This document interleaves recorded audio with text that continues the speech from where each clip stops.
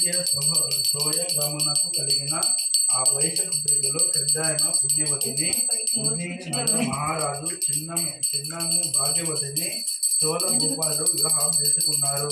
వారి తండ్రి వైశ్యుడు ధనధాన్య సమృద్ధితో రాజభోగంతో పుత్రుని పొంది సుఖంగా జీవిస్తున్నాడు.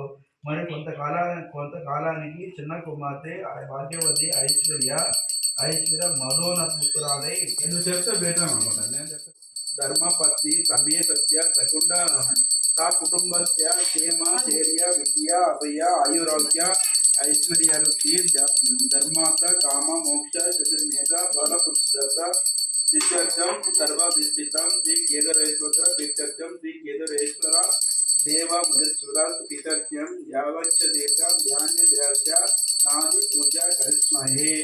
వినాయక ప్రార్థన సంపూర్ణం. మమ ఇంకా కేదారేశ్వర పూజా ప్రారంభం.